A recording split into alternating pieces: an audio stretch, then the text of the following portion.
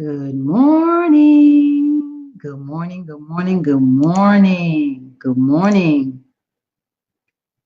Welcome. It is 2019. Good morning. Welcome. Let's see who's going to join us this morning. Let's see. We're about to get started here. It is our 2019 broadcast. We are back.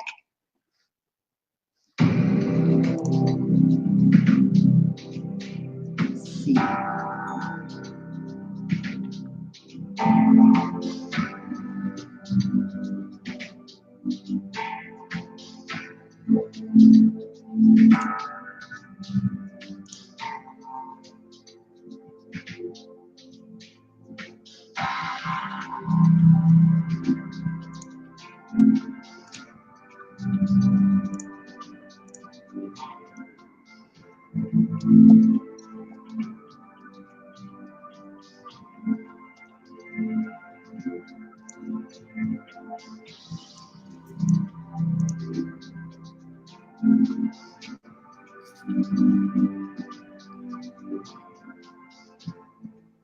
Hi, Robby. Good morning. Hola, Tamara. How are you? Welcome to 2019, Robby. Welcome back. Thank you. Thank you. Same to you. I'm excited about 2019. Yeah. 2018 was not a bad year, but this one feels different. I think I'm like excited. I'm ready. I'm encouraged. I think 2019 is going to be different. We should set some goals and then bring us back at the end of the year and see if we hit some of them. Yeah, we'll have to bring that. Yeah, that's a great idea. See if we actually really hit those goals for 2019, those resolutions, New Year's resolutions.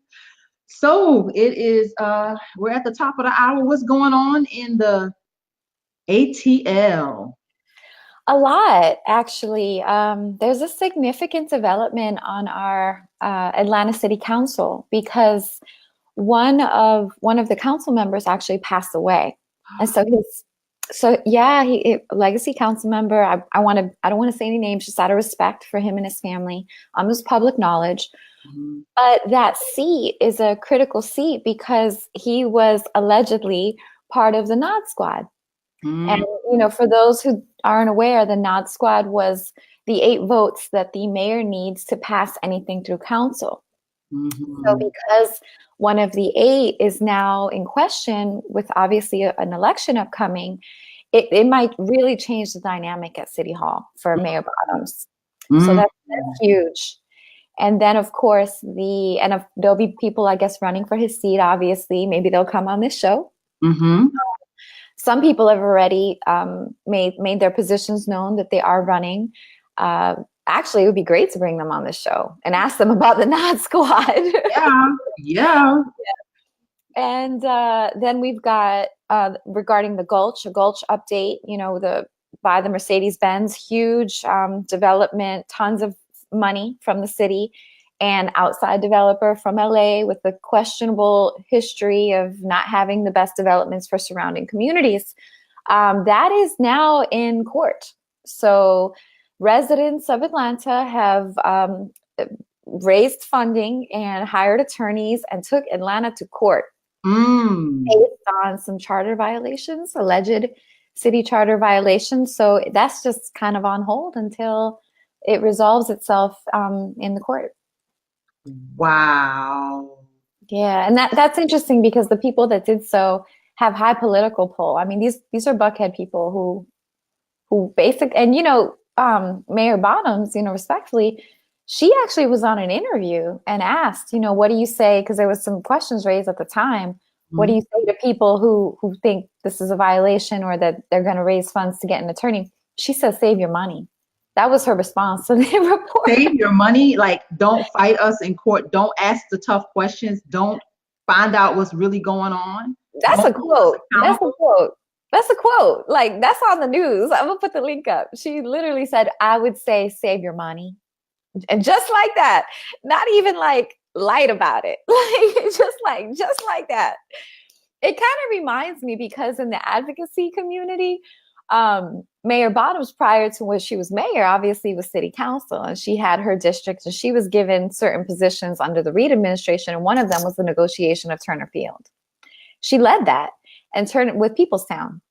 She led the city's component, and that again with Georgia State and the developer had no community benefits agreement, and that was under her watch. So she had a lot of the advocates involved in that. That was Tent City, the displacement, the gentrification, etc. They knew her from that, right? Mm-hmm. And so they all kind of were real stern during that election. They all felt she had made a comment, I guess, on one of the forums, campaign forums, and said the difference between her and Kasim Reed is that she will smile when she cuts you. She said this publicly. No, this is like our record. Like, I'm trying to swallow that, Robby. That didn't go down very well. I don't swallow it. It didn't go down very well at all. Let me tell you, I would not make these. I'm not stupid enough to make these statements unless they're provable. Because this is some stuff that you say something like that's not true, that you can't prove, and you'll get hit with a lawsuit or slander or libel real quick. But they're true. And the thing about slander and libel, and she would know, she's an attorney, you can't, it's got to be untrue, and you have to prove malice. And these are things that, she did in public eye. And that's how the advocates knew her. Those advocates anyway. So. And I don't understand why elected officials, they just, I don't know where the arrogance comes from, because you got to understand that you were put in that position for the people, by the people. So you are accountable to these people. You can't go into office as if you are God or That's an interesting perspective, actually, because I didn't even see it as arrogance. I was just so dumbfounded because I didn't know how to really interpret that. So I was just like, wow, that carried over so much, because I would run into advocates and they would tell me, they would say, well, she said, because they were like, well, what do you expect from her? This is what she said publicly. And I was like, oh, well, okay. And then I saw the clip and I was like, wow, she really did say that, but at the same time, Kasim Reed says so many outlandish things, and they're tight. She made no secret about that. Yeah. And and so many people get caught up in the hype. Like over the holidays, I think the hype was really around the macaroni and cheese, the post with the macaroni and cheese, and people get so caught up in the superficial. Like, that was not important at all, but it made like national news. Like, people all over the country were talking about the macaroni and cheese. I'm like, but what about the policy? What about the people? I'm so glad you brought that up. I'm so glad you brought that up. And let me tell you, I respect Mayor Bottoms. You cannot not respect a woman who comes up from a middle class, who uplifts herself, gets an education, is elegant, poised. She's a beautiful woman, articulate, well-spoken. She's city council. She's executed multiple deals. I respect this woman. But for the life of me, I don't understand why she would post every picture of her Thanksgiving meal on tweet. Like, no, legit. I mean, there were like 10 tweets, every dish that she had in her house. When we have in city of Atlanta, when she's the mayor and she's fiscally responsible for our budget and the vitality of our city, and we have an income disparity, a disparity between North and South. We have a disparity between race and income. We have an affordability crisis on homes. We have a homeless crisis, and we have a crime epidemic. Why? One post was about the new policy, or where the warming shelters were going to be open. And that was not even consistent because advocates couldn't find the right shelters. So, I'm not even going to say anymore, because I feel like I almost feel like I'm saying too much negative against her. And I don't want to do that. Like I said, I respect the woman. I like her. I wish she was a little more holistic, or a lot more holistic. I wish she honestly, I thought about this with you. She reminds me to some degree of the top CEOs who everyone's so afraid to tell the truth on the bottom. The CEO never knows, they don't. And that's repetitive in corporate America, and it's repetitive in government, and it's you might say it's repetitive at the Democratic Party. Oh, Absolutely. You would know. Mm-hmm. But Georgia's right to work state, so nobody can say anything. And we don't have accountability. We don't have ethics. We don't have protections for people. So it's a real problem on why we're operating so deficiently. And that's why brings us to another thing in Atlanta. We lost billions of dollars in federal money for workforce housing, workforce development and affordable housing. Billions. The AJC reported it all in the last 30 days. That's heartbreaking. 30 to 60. We had money, billions of dollars. We have $50 million for homelessness, and it's not corrected, and a continuum of care. This is all taxpayer funds. Yeah. So I don't want to be depressing for 2019. I know, but you know what? I appreciate you speaking truth to power, Robby, because we can't walk around talking about the macaroni and cheese when you have people sleeping up under the bridges, and that's normal. I mean, let's I think we need to really, you have to call this stuff out. And it's not about, politics ain't nice. In politics, nobody's your friend, and politics ain't nice. And so you have to call it out. I mean, that's what you're supposed to do. So I don't ever want you to feel like you can't speak the truth, because you don't have to be nice. Nice is doing the right thing. When politicians do the right thing, that's nice. That's good. That's what you're supposed to do. It's interesting, because I was driving around the other day handling business, doing some advocacy stuff, and I was going by Sweet Auburn. Mm-hmm. And under Sweet Auburn, in the heart of Atlanta, there were probably 20 people deep under that bridge. And when you think about that, and the majority of them were Black. And when you think about Sweet Auburn and what Sweet Auburn means historically, and who was born on Sweet Auburn, and whose childhood home, or maybe he wasn't born there, but his childhood home, MLK, Martin Luther King's childhood home is on Sweet Auburn. His family's home, I believe they just sold it. So is his legacy. But what does that say? When on Sweet Auburn, which is named as the vitality of when African Americans had an economic and their own businesses, and you got 20 deep sleeping under bridges, and they're all Black. And they're sick. These people need help. They need support. They need, resources. And, and it's not like Atlanta doesn't have it. It's not like Georgia doesn't have it. It's not like we can't do better. And that's the part that bothers me, Robby, because we as a state, Georgia can do better. As a city, Atlanta can do better. Yeah. Spend money on, like I said, we got a nice Mercedes-Benz stadium, really nice stadium. I mean, is that a priority for us? Yes, it'll bring revenue and create jobs. I quote unquote get that, but it's not like the stadium is operating 24/7, 365. It's not like it's, requiring. And it's a tax subsidy. That is a tax subsidy for a millionaire. We subsidized a millionaire. We did. Mm-hmm. And the people that did get hired, they're not getting millionaire pay. They're getting concession pay. They're getting construction pay. Mm-hmm. And that's not livable, especially if you don't have affordable housing. Mm-hmm. So that brings up, another thing. Where is the media in this? So thank you for putting together these shows, because our media, print and radio, for the large part, have become propaganda. Mm-hmm. They covered that mac and cheese. Oh gosh, yes. yeah, they did. Supposedly serious, people covered the mac. Political consultants. I mean, really? Mm-hmm. Mm-hmm. And if you really think about that, like, people are hungry, freezing to death, dying of hypothermia.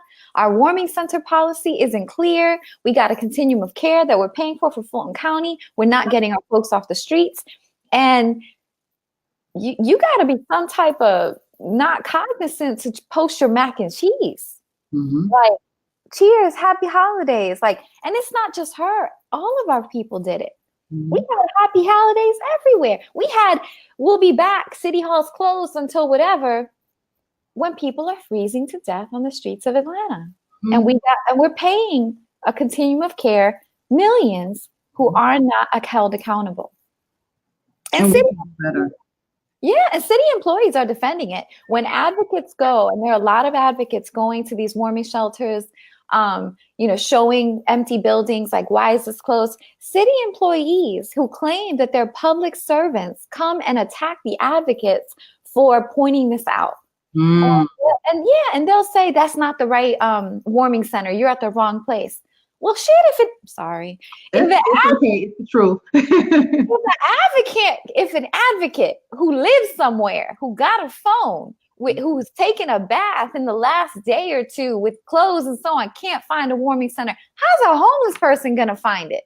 And that deflected from the whole point. Why every one of our bridges are sweltering? Why do we have empty buildings that are owned by City of Atlanta when we got people sleeping in the streets, freezing to death? And she wouldn't answer that. Then she blocked me. That means you're on the right track, Robby. Let me introduce you to Egberto Willies. You haven't met our guest co-host that'll be joining us, giving us a very national perspective. I am going to go find out where David is. So I'm going to remove myself from the broadcast. But Egberto, I'm going to let you take it away and let you introduce yourself to Robby and introduce yourself to our listening audience right here in Georgia and nationwide. Well, Tamara, first of all, let me tell you that I am extremely happy to be on your show. As you know, you've been on Politics Done Right several times and given us a direction that we've always needed, that direction from somebody who's been a out there in the field in politics. So it's a pleasure to be here on the show, and it's a pleasure to meet you. How are you doing?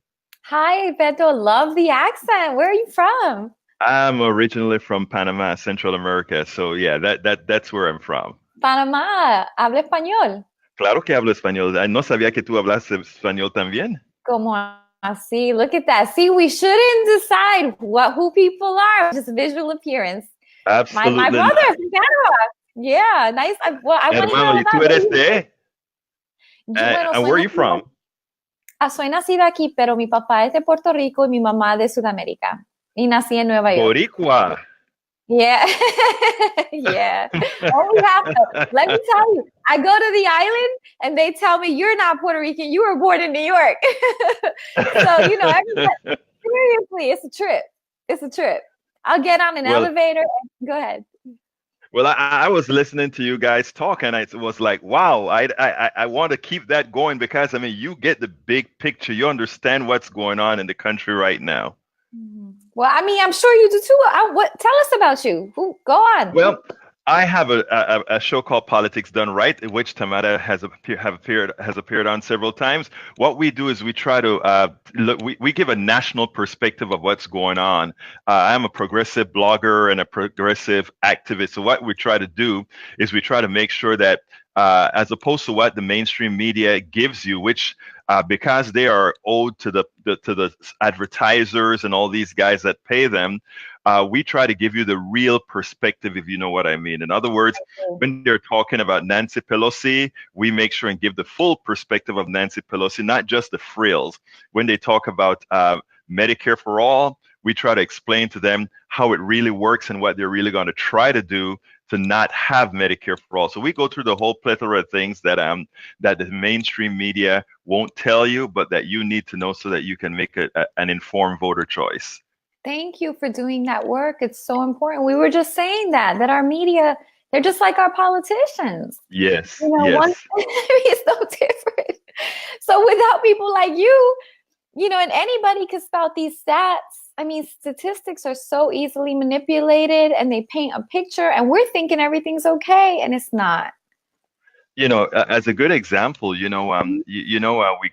just got a Democratic Congress installed, and one of the things that most of these progressives that ran on, they all ran on Medicare for all, and we can already see, in as much as the Congress is now controlled by Democrats, we can see them sort of backing away from wanting an all-inclusive Medicare for all and try to temper it into let's just fix Obamacare, which Obamacare was a very good first step, but I'm sorry, it has a whole lot of people wanting. It still costs a whole lot of money for people. So what we're trying to tell people is, no, there is a better way.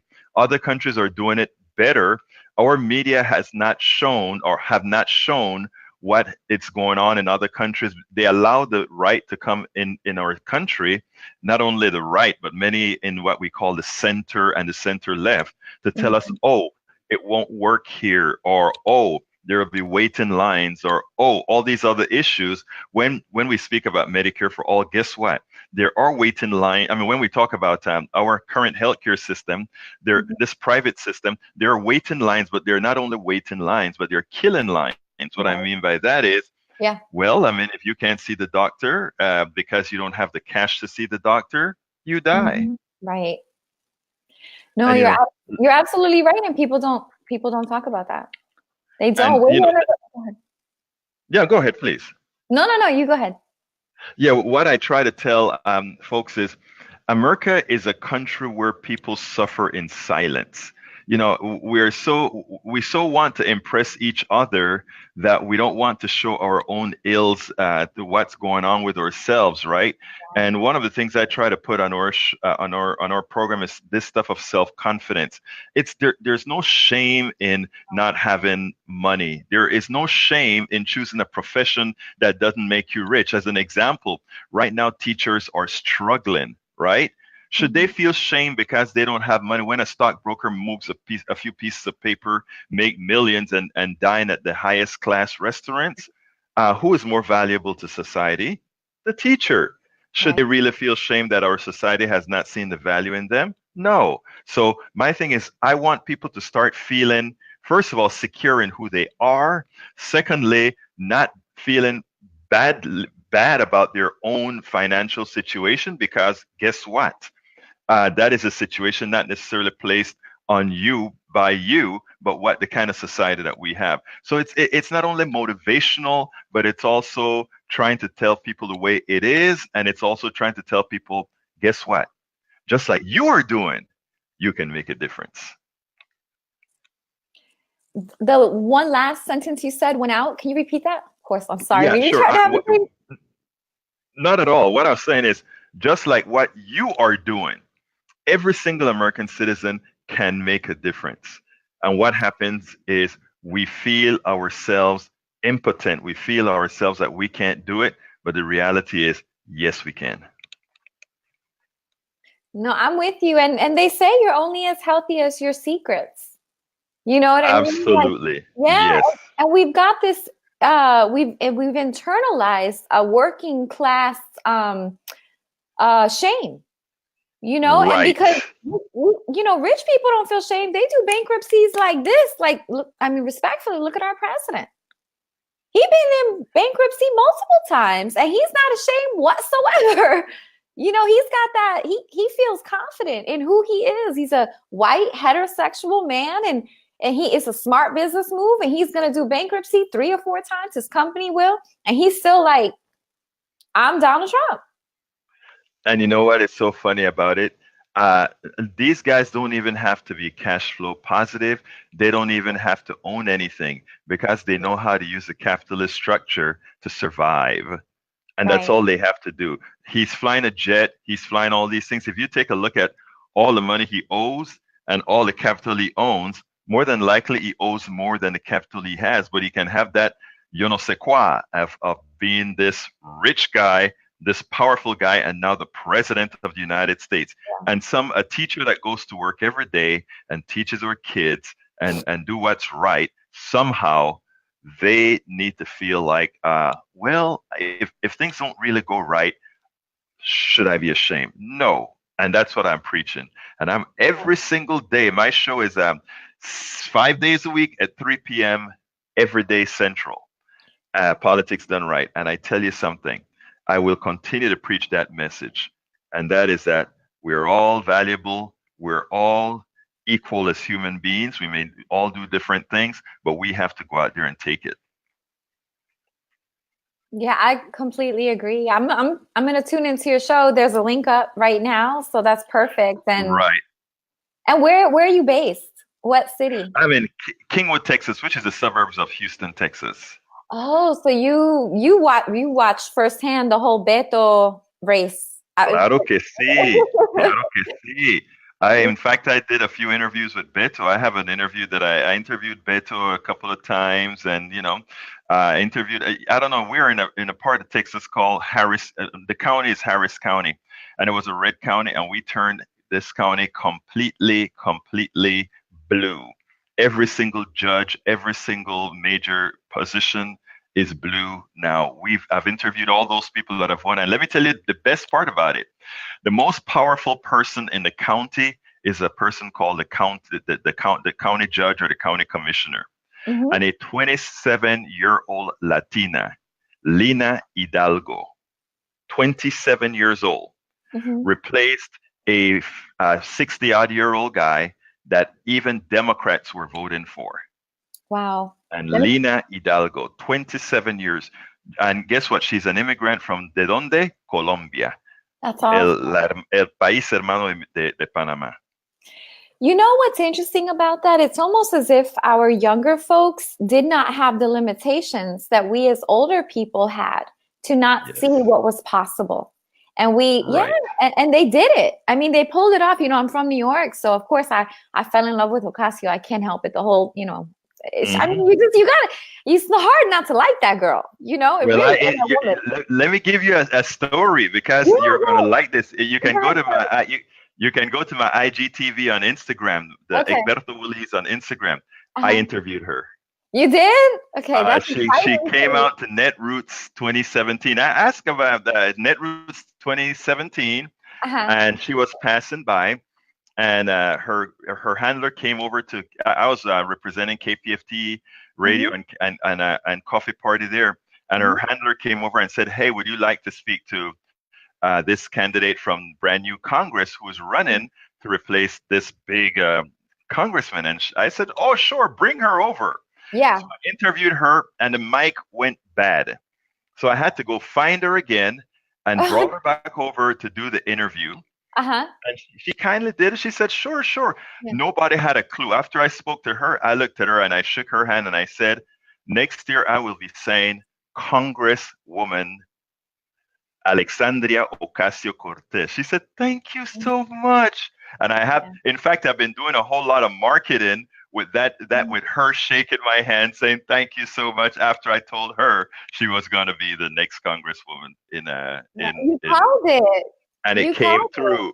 It came through because if you see that interview, she knew what she was saying. She knew what she represented. She knew all that she wanted to get across. Yeah. And that is the kind of woman that we need leading, you know, and we need a lot more women just taking over and doing that. And, you know, when my friend here, Tamara, was running, that's one of the things. I met her in 2015, Netroots 2015, and we were just sitting in a lobby. And I saw this person and I saw this look, and I approached her and I started talking to her and I said, you have the yo no sé quoi. She had it. And I told her that several times as well. She should have been senator of Georgia right now. That position in Georgia in 40. Well, we have work to do at the Democratic Party. I agree. Tamara has a amazing presence. You do, Tamara. Yes. I mean, you do. It's like light comes out of you. Thank you. You know, it's so much work to do here in Georgia, and so much work to do politically nationwide. And I have, and you know, Egberto does excellent work. He's a great voice to the movement, and I'm just glad to be in relations with both of you guys. Well, I'm impressed. She really knows what she's talking about. It's great. Yes. I mean, it's we keep up, and I mean, as much as possible. It's hard. It's really hard to keep up with everything, and then you got to figure out what's not true. You know, what's just propaganda. So it's not easy. That's why I'm so grateful for these type of transparent shows, you know, and platforms and people like Alexandria who were honest about it. I mean, I think I saw an interview with her, or just she was talking and she said, you know, it's a hustle. She was standing in front of a subway in New York, and that was her statement when she was, you know, meeting people. And she literally looked at the camera and said, it's a hustle. I've never seen a candidate be honest about that. It is a hustle. It's a hustle, and it's a numbers game. Like politics and winning your elections, it's simply a numbers game. And you got to take your emotions out of it, and you got to go get your voters, and you got to count your votes. It's truly a numbers game. It's like crack. Shooting crap. The numbers game. The system matters because, look at Tamara's situation, which I'm sure she's not the only one. Here she had a Democrat win off of her work.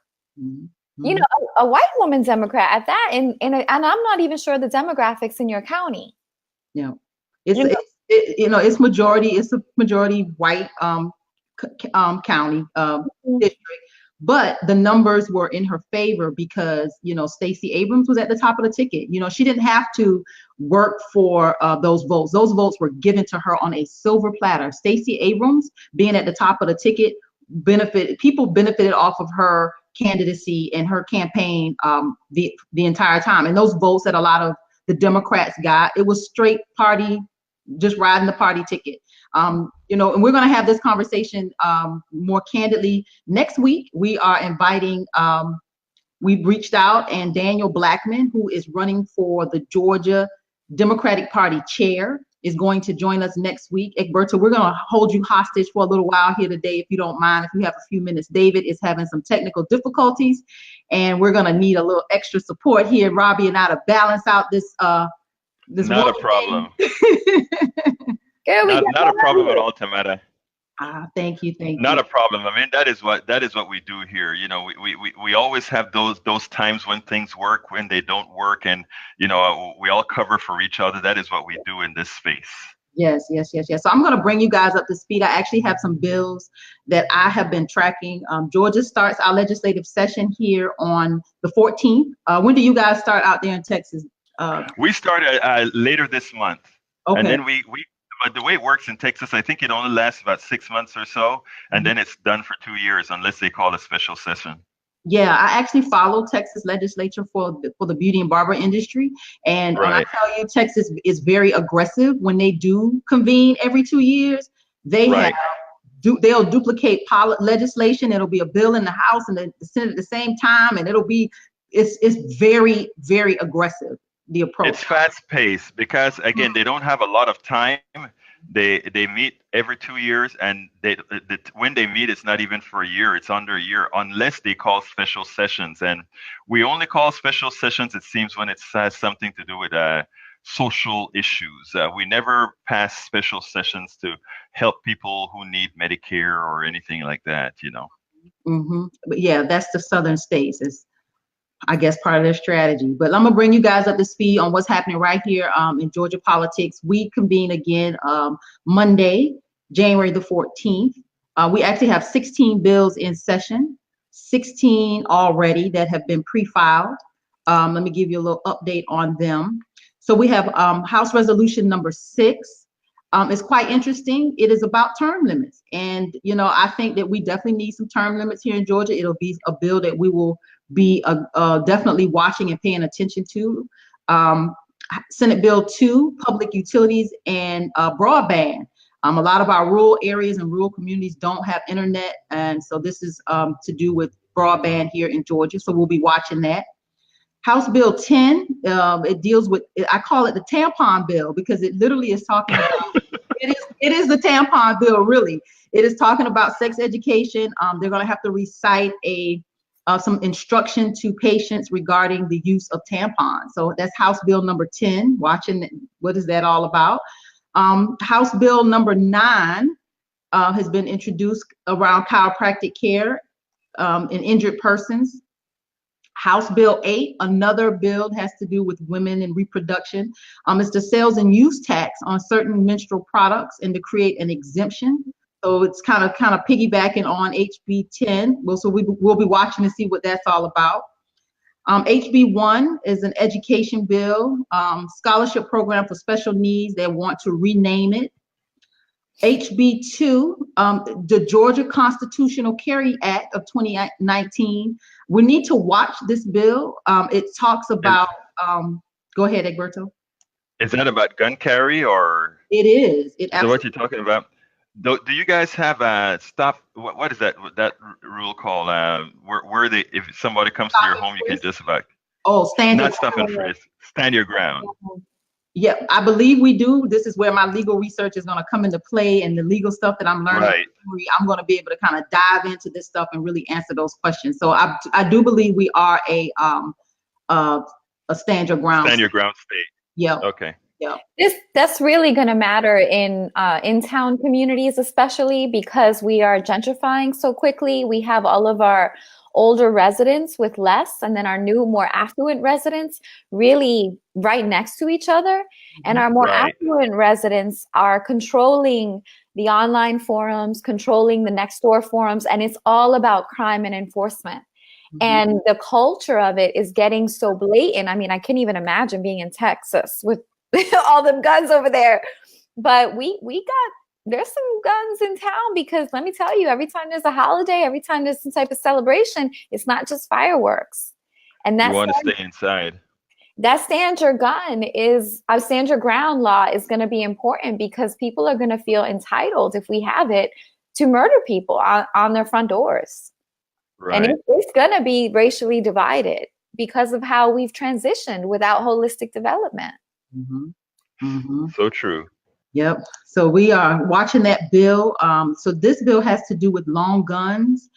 We definitely need to keep an eye on it. They're changing the language, and it reads, let me go back. I kind of want to tell you what it says. So they're changing the language in this bill around carrying weapons and having a license to carry. So I'm not sure if they classify it or get rid of the license, but we definitely have to pay attention to this bill. So that's House Bill number 2. House Bill number 3 is an excise tax on innkeepers. And whenever there's something to do with money and taxes, I really try to pay very close attention, because I believe when you follow the money, you get to the root of a lot of this stuff. Is this Airbnb? Does this have to do with, I think this has to do with Airbnb. And you know what? When I read it, I promise you that's the first thing I thought was Airbnb. The Airbnbs are taking money from the hotels, and the hotels pay our politicians, so they're corporate. So like, fix that, because Super Bowl. Yeah. Massachusetts just passed a law that is hurting Airbnbs right now. I think they're trying to. I don't recall exactly what it is, but they're trying to cramp down on that.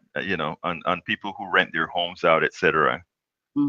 Yep. So that's what this bill is, and watching that, we need to be real mindful of what's going on with that one. There's another one, House Bill 4, that we're going to have to watch. Is an appropriations bill. We definitely want to keep an eye on that. Like I said, we have to follow the money. We follow the money, you get to the root of it. House Bill 5, Georgia Prospective Employer Act. It's to do with people prohibiting an employer from relying on salary history. A lot of times people will make decisions based on the salary history, so they're wanting to remove that when employers are in the hiring process. House Bill number 6 has to do with elections and certain electoral list maintenance. This is where we go back into what happened here with these midterms and purging people from the voter roll. So there's a bill that we definitely want to keep our eye on, the maintenance. That's an important bill. Yes, House Bill number 6, everybody. So if you're paying attention to policy here in Georgia, as we will be doing and giving you an update every week, we will be watching House Bill number 6. Income tax, House Bill number 7, retirement income and their income tax from the military service. So we'll watch, like I say, always follow the money. You can get to the root of it. House Resolution number 1 is Nathan Deal want to name this appellate judicial complex after our governor that is no longer. So they want to name it the Nathan Deal Judicial Center. So I'm not sure how people feel about having his name plastered all over that building, but that's what they want to do with House Resolution 1. Constitution bill it's a Constitution of the United States, but it prohibits the use of poll taxes and ratifying this amendment. Didn't know that this amendment was not ratified here in Georgia. House Resolution 2 regarding poll taxes. It's quite interesting that this bill is a Republican bill, so I'm just wondering, what is this all about and why now? House Bill number 4 ratifying regarding prohibition, the 18th Amendment here in Georgia. So there's those two, House Resolution 2 and House Resolution 4. It's a little odd to me, so I definitely want to see what this is all about. And then our last one, SB 1, Senate Bill 1, CJ's Law. It's a bipartisan bill, and it regards it is hit and run accidents that result in serious injury. So it's a bipartisan approach. So I will definitely keep an eye on that as well. So we are already busy here in Georgia in our state legislature with 16 bills that are already in the hopper, ready to go. We usually have lots more. So just be prepared for Georgia to take off just like Texas. Just like Texas, and we have a whole lot riding on right now, so we'll see what happens. Yes. So we want to thank you, Egberto. We'll let you go. We've held you long enough. Thank you for holding it down in David's spot. Robby actually has a guest who's in the lobby that we're going to bring on. So thank you for being with us. We look forward to having you back every week as you give us a national perspective. If you guys have not checked out his website, it is Politics Done Right. His broadcast is Politics Done Right, and we will be sharing information as I co-host with him every other week. He'll be co-hosting with us weekly to give us a national perspective on what's happening right here in the U.S. Thank you so kindly, and nice meeting you all, and nice talking to you again, Tamara. We'll talk later. Bye-bye. See ya. Robby, you have a guest in the lobby. We have someone that is he stepped away from the computer, but I know that you have a guest. So tell us about your guest, Robby, and hopefully he can come on and give us an update. He says he can see the show now. Let me just make sure. Come back. You're fine. You can see it. I see him. So this gentleman, I adore his work. Great guy. His name is Sterling Davis, and he is Atlanta's own Trap King. And that name sounds a little different than what it is. When he comes on, he'll give you the full rundown. But he works with entrepreneurship, humanitarian efforts, animals. And I think he's here. Good. I want him to talk about it because one, he's passionate about it. Two, he knows it best. So Sterling, it's all you. Who are you and what do you do? Can you all hear me well? Can you see me? Yes. Get centered and hold your camera still, please. Okay, let me see if I can see it right. Maybe that's a little better. That's better. Yeah. Well, not quite. We still can't see your head. You can't see that? There, that's better. Much better, Sterling. Let me set this up. I'm on my iPad, so I gotta give me a second here. So Sterling is an Atlanta native while he's doing that. Tell us when you're ready. I think I'm ready. Can you all see me pretty good? Yeah, but you're still far away and you're in the background. Pull your camera down some, Sterling. Let me try it. Just go ahead and start telling us who you are. Because we have people that are watching and waiting and want to hear. Okay, well, my name is Sterling Davis. I go by Trap King. I started a nonprofit based on cat rescue, TNR. That's Trap Neuter Return. For those that don't know about TNR, Trap Neuter Return, it's the humane alternative to euthanasia, death for cats, for stray and feral cats. So the goal of my nonprofit is to get more men and the Black community engaged in animal rescue and community cat care. When I started working with shelters, I realized that all my volunteers were only women. It's not men or the Black community really involved in cat rescue. So it creates overpopulation and spreading disease. And a lot of the colonies in these Black neighborhoods, the cats aren't getting help. So I started my nonprofit to focus on that, to be a bridge in that gap between the Black community and animal rescue, community cat care especially.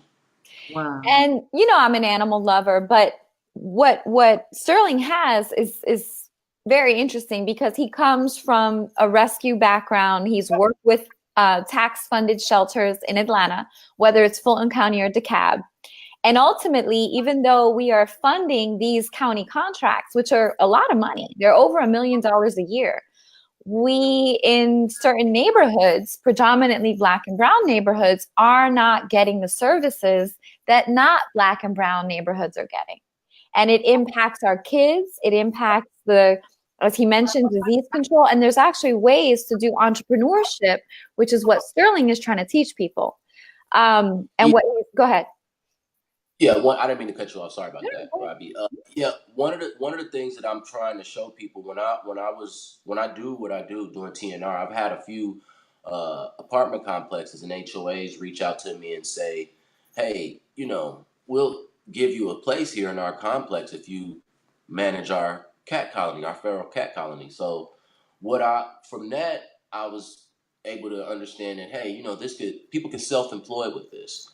You can charge an apartment complex or an HOA for feral cat colony management, just a monthly fee, because you have a lot of areas they're overpopulated with cats. And with people going green, one of the things I was talking to Robby about, with people going green as far as they're eating, the way they eat, vegan people also want to live that way. They'll want to know, a lot of tenants looking to move into places will want to know that the apartment complex or the place that they're moving in handles their feral and stray cats in a green manner, humane manner.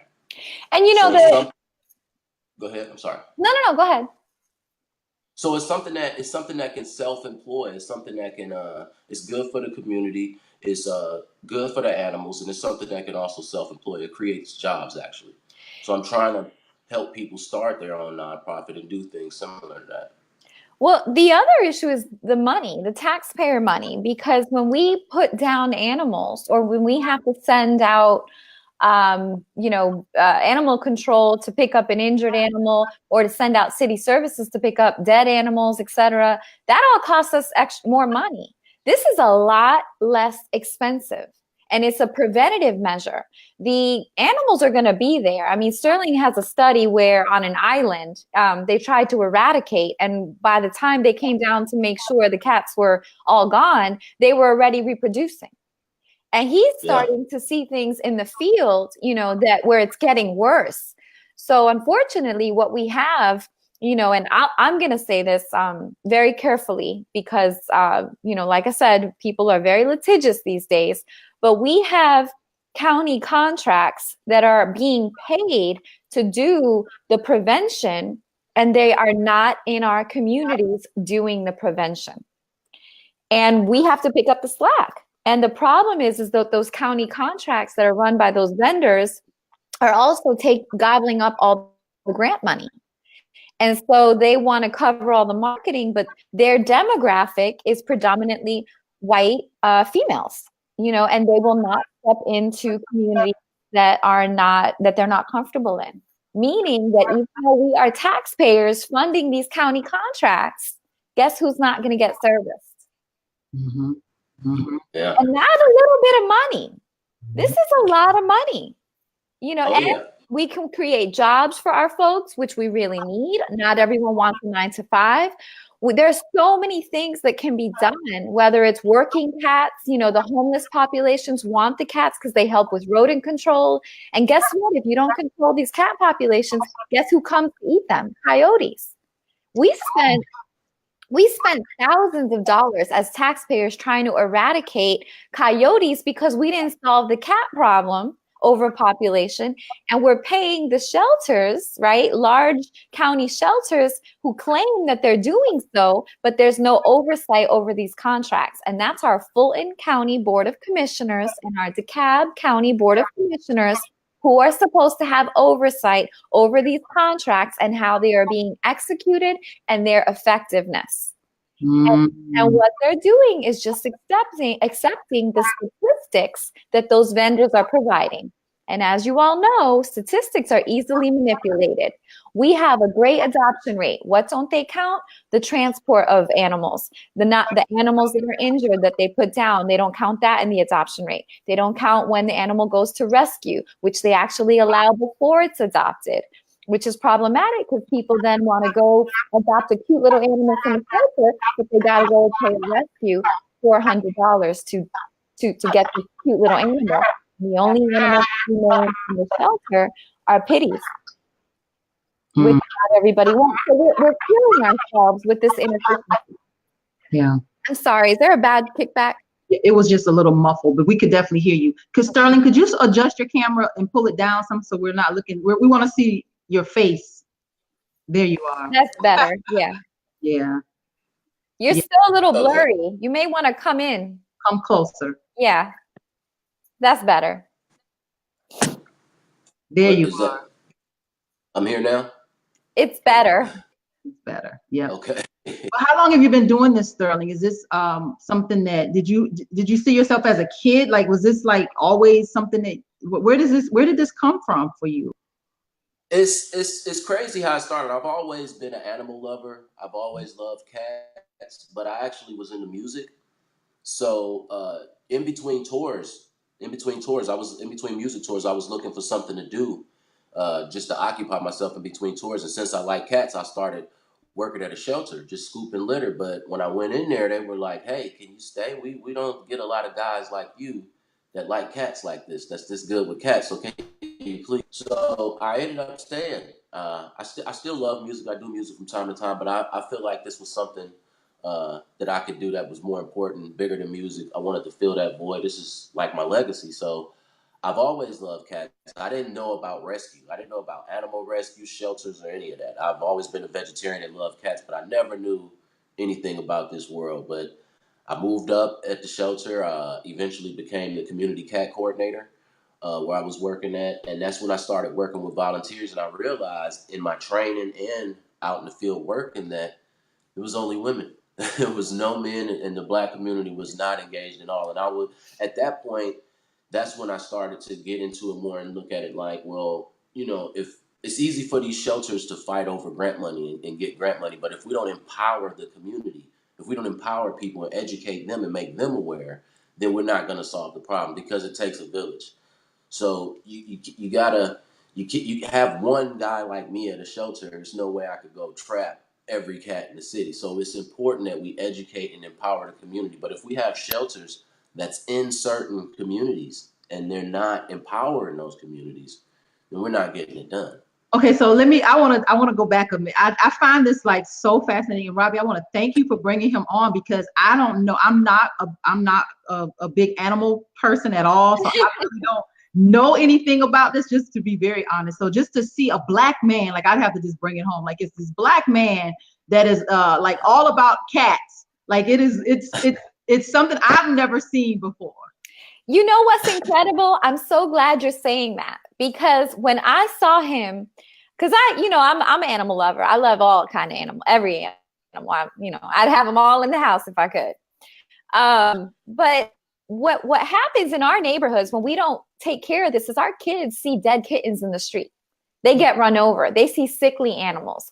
They see, animals fight and beat up, not living healthy. And when you're a kid and you're walking to school seeing this, you become desensitized, and we don't need that with our kids. I don't even have kids, but I consider my neighborhood kids my kids, or the kids that live in my neighborhood. And it really is an issue, and Sterling is here and he basically can reach our communities because he can relate to the demographic. And the saddest part is that the vendors who run our county shelters can't recognize that, which to me, that sets off alarms. And again, I'm shocked that our commissioners, we have a disconnect because the commissioners have oversight of county contracts and our tax funds. So our communities are not served and the commissioners are representative of our demographic. So why don't they know that our communities are not being serviced?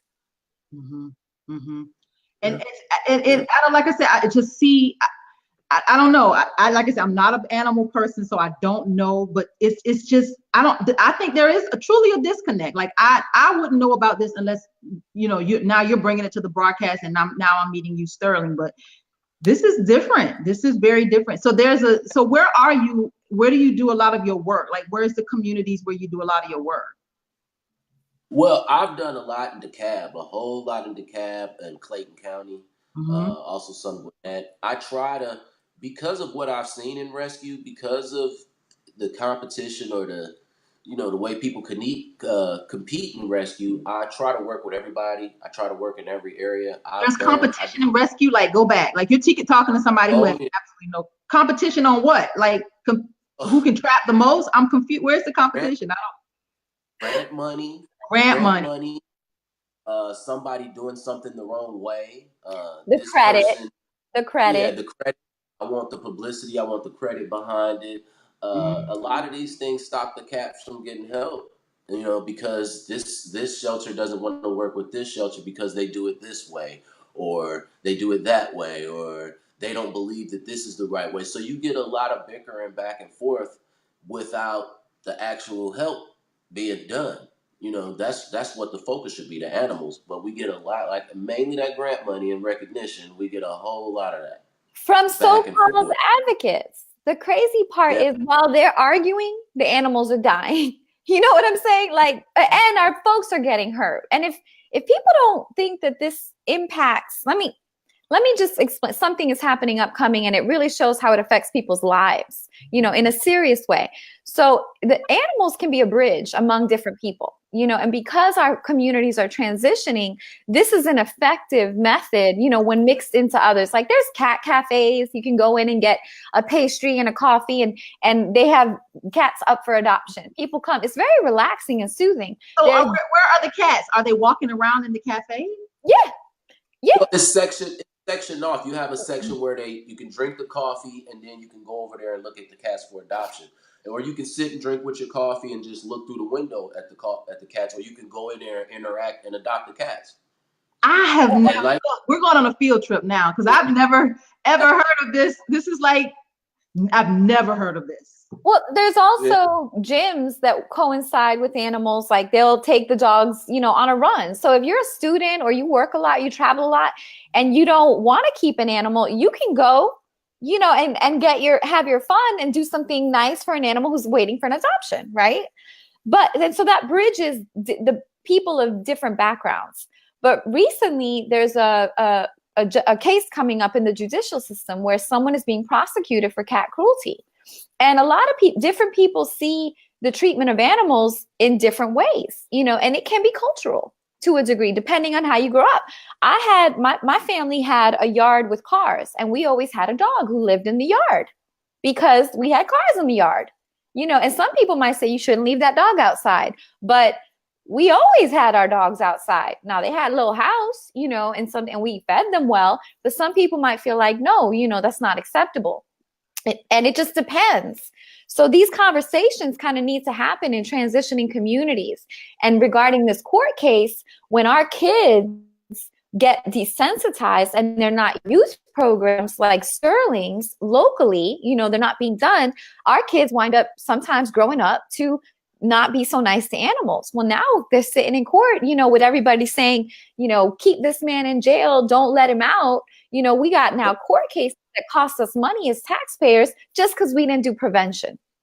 Whether it's look, I'm gonna tell y'all, we're at the top of the hour, but this conversation to me is so interesting that we will have to have Sterling back because I think it requires a little more time than we were able to give you today, Sterling. I'm telling you, you have educated me and you and Robby in these few minutes more than I know more now than I've never heard of this.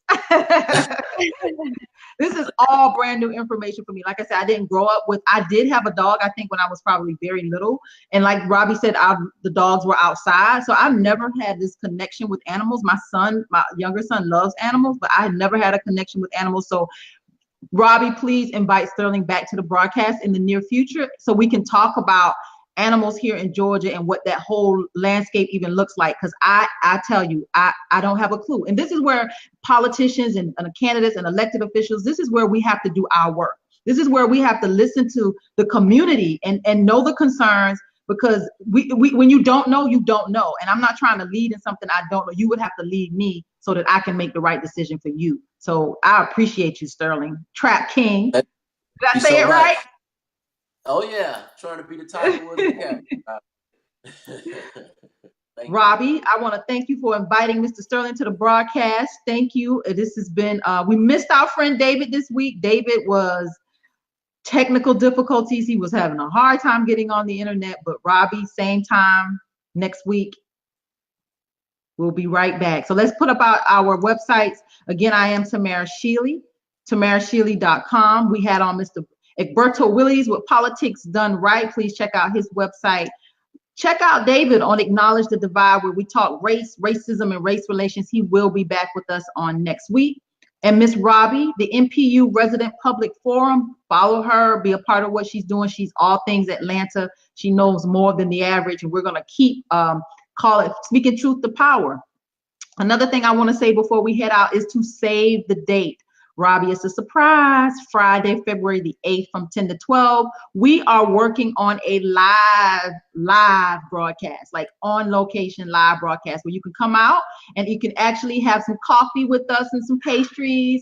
And then we're going to do a live broadcast and have an audience of people and do this thing where people can really interact with us and get to know us.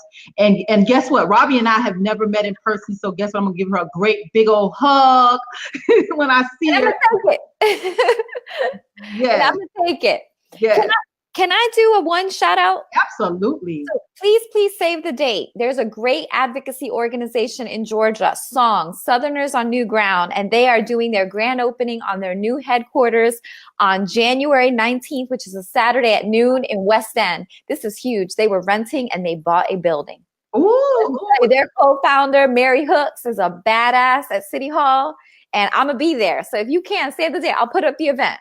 Put it in the link. Put it in the thread here so that we can participate. I definitely will try to make it, Robby. Like maybe I'll see you before our event in February. So that would be even great. But I just want to say thank you for joining us on this week's broadcast of Tamara for Georgia. We will be back next week, same time, 11 a.m. right here on Facebook Live, YouTube. See you next week.